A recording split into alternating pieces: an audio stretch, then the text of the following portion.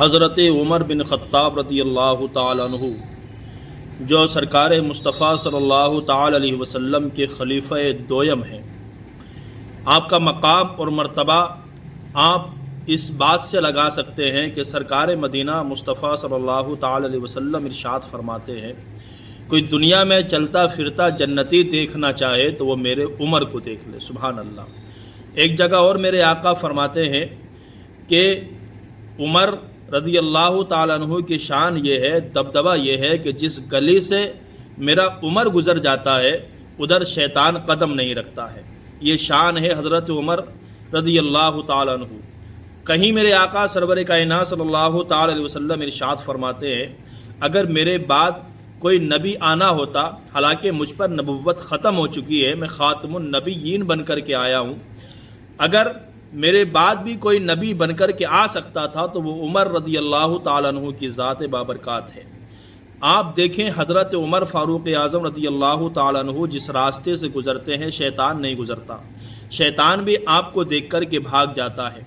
دبدبا آپ کا اتنا، اور آپ کی خلافت کے اندر کبھی بھی نا انصافی کا کوئی معاملہ سامنے نہیں آیا، چاہے وہ غریب ہو یا امیر ہو یا کسی بادشاہ کا بندہ ہو یا بادشاہ خود کیوں نہ ہو، عمر فاروق اعظم رضی اللہ تعالیٰ عنہ نے انصاف کیا، اور ایسا انصاف کیا کہ لوگ کہتے رہے کہ یہ کام آپ نہ کریں، یہ بہت بڑا آدمی ہے، مگر نہیں، عمر فاروق اعظم رضی اللہ تعالیٰ عنہ ارشاد فرماتے رہے، میں وہ کام ہمیشہ کرتا رہوں گا جو کام مجھے سرکار مصطفیٰ صلی اللہ تعالیٰ علیہ وسلم نے مجھ سے کہا ہے، اور جو میں نے کرتے ہوئے سرکار مصطفیٰ صلی اللہ تعالیٰ علیہ وسلم کو دیکھا ہے۔ سبحان اللہ۔ آپ دیکھیں، ایک تو مرید ہوتا ہے، ایک مرید ہوا کرتا ہے اور ایک مراد ہوتا ہے۔ حضرت عمر فاروق اعظم رضی اللہ تعالیٰ عنہ مرید نہیں ہے، میرے آقا کی مراد ہے۔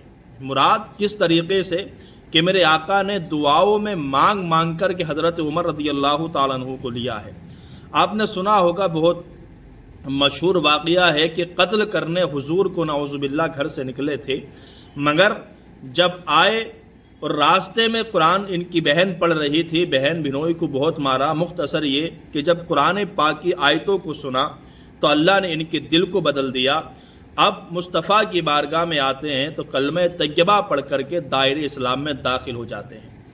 اب آپ دیکھیں، جب آپ کا دور خلافت کا وقت آتا ہے، جب دور خلافت کا آپ کا وقت آیا تو آپ ایک مرتبہ، اور آپ 24 لاکھ مربع میل پر حکومت کرنے والے عمر فاروق اعظم رضی اللہ تعالیٰ عنہ، آپ کی شان یہ تھی کہ آپ ہمیشہ لباس پھٹے پرانے ہی پہنا کرتے تھے۔ اتنا بڑا امیر تھا مسلمانوں کا، اتنے یعنی صوبوں کو، اتنے یعنی علاقوں کو آپ نے فتح کیا، مگر سادگی آپ کی ایسی تھی کہ لوگ، عام آدمی بھی جا کر کے حضرت عمر رضی اللہ تعالیٰ عنہ سے بات چیت کر لیا کرتا تھا۔ آپ اتنے سادہ مزاج، اتنے سادے طریقے سے آپ رہا کرتے تھے۔ ایک مرتبہ بیٹھ کر کے حضرت عمر رضی اللہ تعالیٰ عنہ رو رہے ہیں۔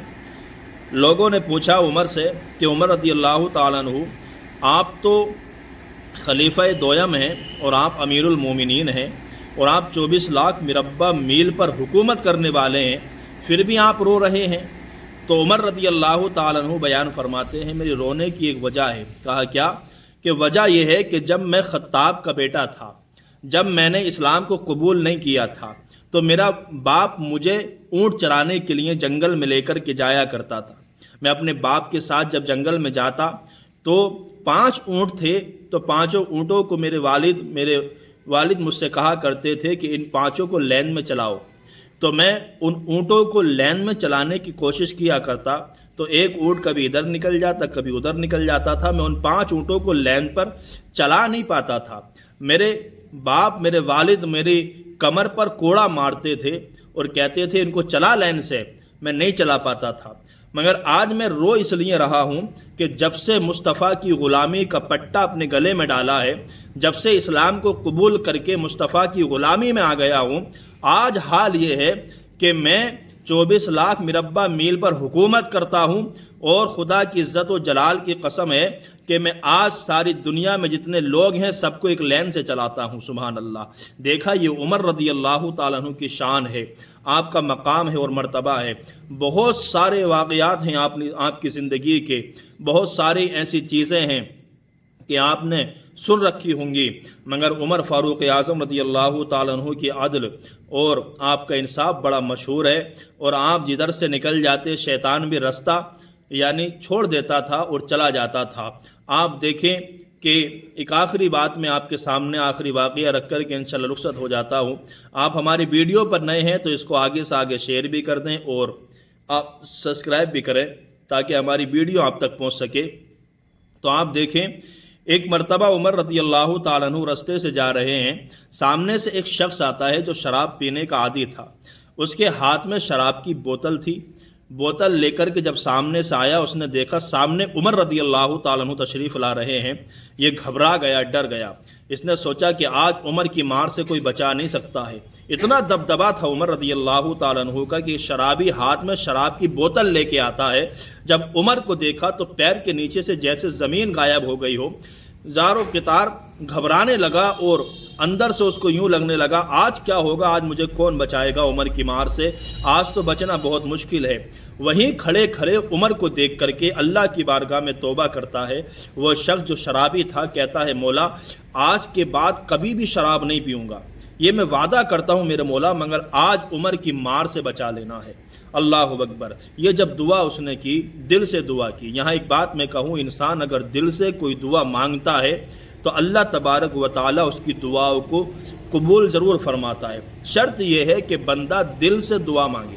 اس نے مانگی کہ آج عمر کی مار سے بچا لے مولا، آج کے بعد کبھی شراب نہیں پیوں گا۔ اس نے بوتل کمبل میں چھپائی ہوئی تھی۔ عمر رضی اللہ تعالیٰ عنہ قریب آئے، فرمایا کیا ہے تمہارے کمبل کے اندر، کیا ہے؟ کہا حضور بوتل ہے۔ کہ بوتل میں کیا ہے؟ کہا بوتل میں حضور دودھ ہے یا سرکہ ہے۔ حضرت عمر فرماتے سرکہ یا دودھ ہے تو چھپا کیوں رہے ہو، دکھاؤ۔ جب دکھایا اور بوتل کو عمر نے کھولا تو اس میں 1 نمبر کا دودھ نکلا۔ سبحان اللہ۔ حضرت عمر کہتے ہیں، مولا جب اس کے پاس دودھ تھا تو بوتل کو چھپایا کیوں؟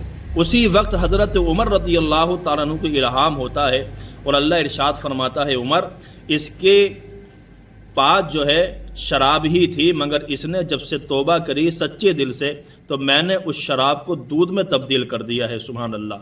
تو یہاں پتہ یہ چلتا ہے کہ جو بندہ سچے دل سے توبہ کر لیتا ہے، اللہ تبارک و تعالی اس کی توبہ کو قبول فرما لیتا ہے۔ بس یہاں شرط یہ ہے کہ ہمیں اور آپ کو جب بھی توبہ کرنی ہے سچے دل کے ساتھ توبہ کرنی ہے۔